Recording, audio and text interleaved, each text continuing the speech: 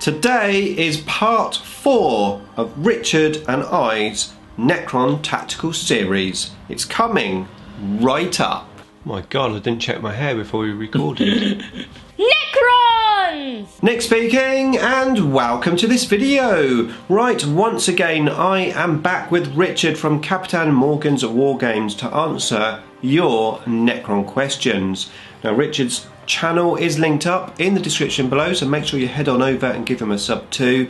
And if you want to keep up to date with the Wonders of Warhammer 40k, then please subscribe to my channel and hit the bell button so you don't miss an upload.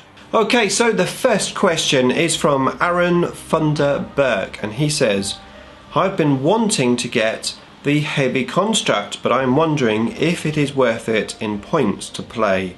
I would like it to be competitive, but 600 plus points, it's 625, does seem a bit high for that. Well, first off, fantastic surname. I love that. Yeah. And second off, simple answer is yes, it is competitive. A lot of competitive players put it in. Some use it. I've seen more than one, multiple ones. So it is, and even if it gets shot off table turn one, and it will take your opponent's army quite a bit to do that. Yeah. So you're soaking up a lot of firepower. Yeah. Which means the other units that you want to use in game are being safe. I mean, I would say it's very usable competitively. It isn't the most competitive unit. No. Down to ultimately it's just that save, the vulnerable save at 5+. If it was a 4+ invulnerable save, they'd be well worth the points and very competitive. But it's slightly vulnerable with that 5+ invulnerable save. However, as you say, it's definitely usable and you can use it to your advantage, and it just about, with the points reduction in chapter approved, it just about gives you enough points to make a solid list to go around it. Yes. So I think, it's definitely worth picking up. I think if you look at the last couple of battle reports we've had, and the one with in the list before, you'll get to see how a good way of using it, and how viable it is. Because okay, they're not built for competitions, but you built strong lists to go against my competition lists. So it still shows how a highly competitive player could make those work. Make it work, yeah. And the battle report we've just played today will be up next Monday, so make sure you check back. You can see the Seraptic in action in that game. Okay, let's have a look at the next question. Okay, so next we have a question from Dave Reed, who says, I'm wanting to drop my Wraiths out of my 1500 point army. Do you have an alternative? So, of course, there aren't too many units like the Wraiths in terms of obviously the invulnerable save, etc. But I would instantly be thinking the Tomb Blades, because obviously they are at least hard to hit. They have the speed of Wraiths, and although they can't assault as well as Wraiths, obviously they've got the shots. So personally, I'd say Tesla Tomb Blades. But what do you think, Rich? Yeah, the Tesla Tomb Blades, I'd also go say Destroyers if you haven't already got them, because again, they're multi-wound, they're tough to remove, and even though they haven't got that on invul, they are still extremely tough, and they've got volume of shots. And also you could put a cryptic rhyme to get your 5+ invuln if you wanted anyway as well. So I think Tomb Blades or Destroyers is a sound answer. Okay, so the next question is from Hamad, and he says, how do you feel about people jumping to conclusions about armies based only on their stat line?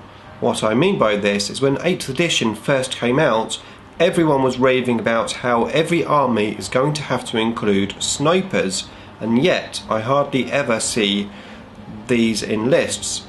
When the Necron Codex came out, everyone thought the Tesseract Vault was the only way a Necron army could be competitive, and I hardly ever see them being used either. When Dark Angel's Codex arrived, I constantly heard about claims that the Deathwing Terminators are straight up unusable because you can't deep strike a whole army anymore, and so on. What do you think narrow, pessimistic and hyperbolic attitudes seems to be so common in the hobby? Very interesting question.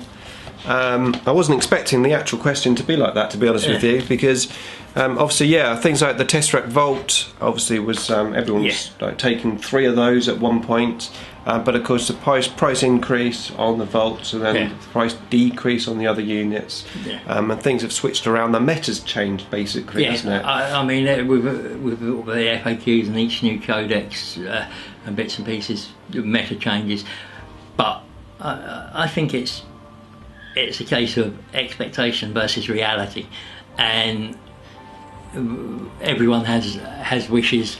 Oh, I'd like this for my codex, I think, and then they're disappointed when that's not, and it's that unrealistic feel. Yeah, and also sometimes a unit obviously changes for the worse as well, and that can upset people. And what you get is you get the Light Strike and Scorpion Winters who get the codexes first, and they look at them and they do a review, give you a review.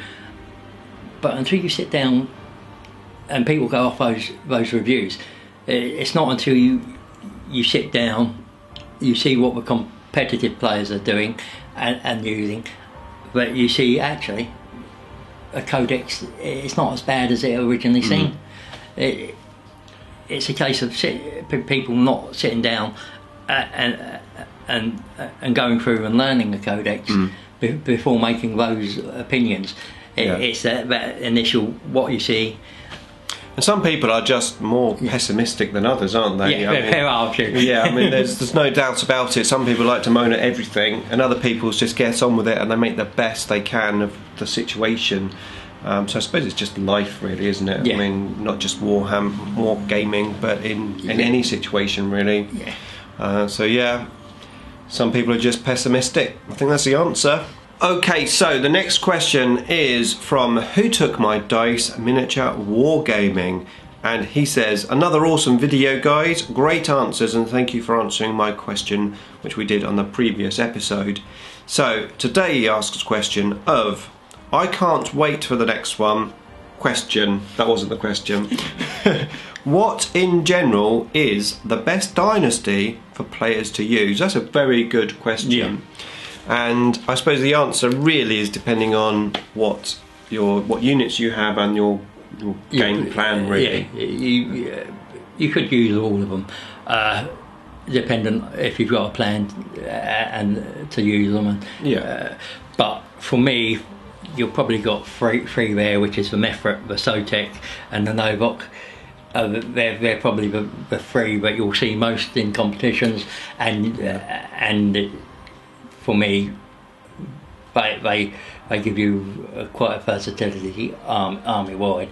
Yeah, I mean, my instant go-to is Sotek, mainly for the hyperlogical strategist thing, because gaining those CP backs is awesome. Yes. Yeah. And I mean, Nihilic is another option, especially if you've got the right units. If you're taking like Doomsday Arts, you have a Nihilic detachment, re-rolling the 1s. If you're not taking Triarch Stalkers to help you with that job. Mefret I don't tend to use so much because, well, at half range you've got to be quite close. Yeah. But if you've got armies coming at you, or if you're a bit more aggressive with your army, that -1's very useful, especially on Tesla. I mean, Tesla Immortals at -1 at half range, if you're getting that close. And of course Novok if you've got that assault element. So it really does depend on what your army is about. Yes. But I think arguably I would personally say if there was like not an auto go-to, but if you wanted just like a general one and you had no battle plan, I think go for Sotek and take the Sotek Warlord trait. You can't really go wrong. No, I mean, again with the Mefret, it's sort of in your opponent's mind that actually if I get within half range, and it sort of puts them on the back foot. Can do, yeah. So you might not get any use out of it, but it's had its use at the in the way your opponent then approaches the game. Yeah. But it is.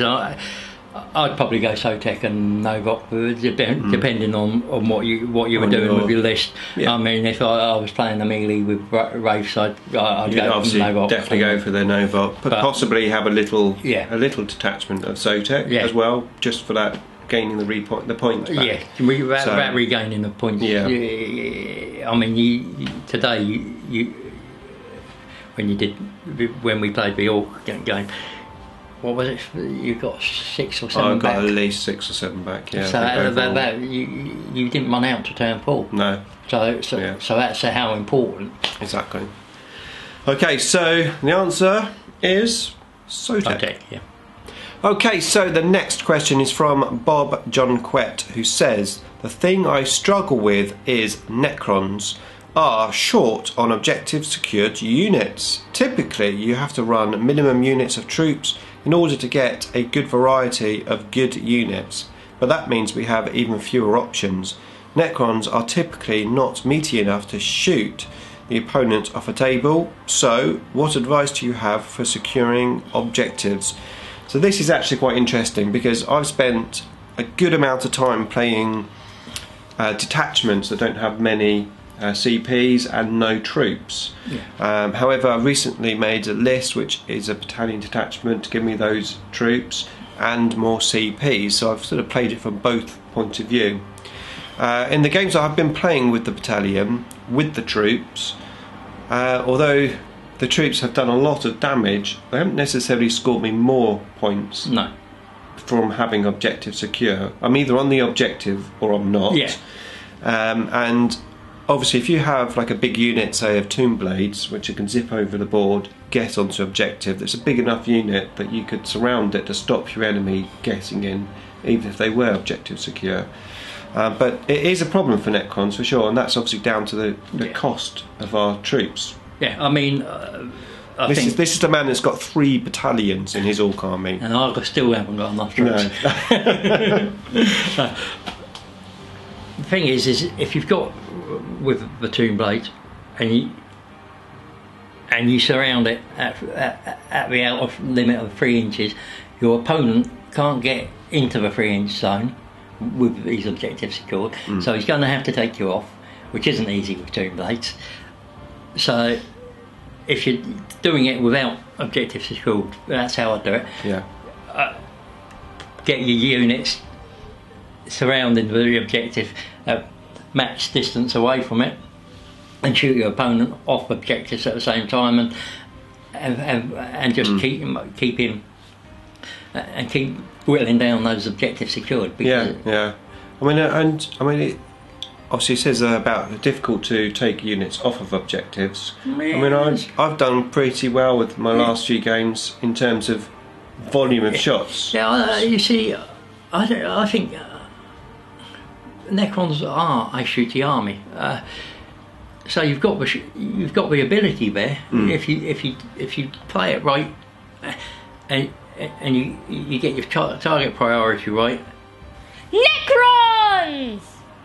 For me, the list you're currently playing, you've got the things like the Seraptic, which coming across the board, and your opponent's got to either ignore it a bit, but by ignoring it, it's causing damage and chipping away. Same with the annihilation parties. They're a distraction, but you can't afford to ignore, but you can't afford to put too much into. I think objective placement's key as well. Yeah. Because obviously you do only have like short range guns on the whole with Necrons. So you want to make sure that those guns are in range by objective placing and making sure you can try to force your opponent into a position where you can shoot them. And I would be saying you want to be going probably second, or if you're going first, you want to be sitting back and drawing your opponent onto you, because get so that they've got to get into range. Yeah. Of your guns. It's funny because whenever I play, I always think I want a first turn. Yeah. You know, it's like it's ingrained in you. I want to go first. I want to do my damage. But in actual fact, I win more games by going second because of the mission. Yeah, I mean, the one that's coming up on Monday is a prime example. With the way the points on the objectives were, and by going second, it actually was a huge advantage. It allowed you to see what I was doing and how you had to counter that. Yeah, assuming you don't get shot off the table by your opponent on turn 1. Yeah. I mean, very few armies are going to do that. You've got Tau, probably the best. You got Tau, but probably the best shooting army out there in terms of volumes of shots and bits and pieces. I mean, the Admech Castellan robots, they can do it in a couple of turns. Well, there is a certain Thousand Sun armies that does like but they don't 38 shoot. mortal wounds, isn't it, for turn 1? Yeah, but that's not shooting, that's psychic. You know, psychic melee, yes, but I mean, I am thinking of looking at the new chaos list with putting the Lord of Contagion thing in, no? Thinking of having a Leviathan with the Butcher Cannons, then having the Poxwalkers, and then having Aram and 2 Demon Princes for the Thousand Suns detachment, and sort of just sit. It's just basically with lots of Poxwalkers, you sit there and say to your opponent, come here. Yeah. Okay, so I think that answers that question. We did answer that question. Yeah, we did answer right. it. Yeah. Okay, let's on to Okay, let's have a look at the next question. Okay, so the next question is from Segrid Helmsman, and he says, could you make a video about Forge Bane and what units to grab from there as a starting point? My friends want Admech, and I love the design of Necrons, so we will split the box, but I don't know where to go. Edit. I see a lot of people asking about the starter set too, so maybe you could make a video comparing which is better to start from and how to upgrade from each instead of just one or the other. Well, I mean, to be fair, both the Start Collecting box set and Forge Bane are great choices. Yeah. And I mean, potentially, if you grabbed both, you're making a saving. A good starting point, isn't it? I mean, for me, it's you're saving money straight out of the box, and that's important. Especially if you're going halves with your buddy on Admech. Out of the two, I'd probably go Start Collecting first, and then add the Forge Bane, because then you've got something to add on to the Start Collecting. Yeah. Well, in actual fact, I have already made a video covering the Start Collecting box set, and that does feature Forge Bane in it as well, so that video is already up. So if you want to check out that video, then I will put it there, right over Richard's head, and if you're not subscribed yet, start now and hit the IDICBeer icon. Beam us up!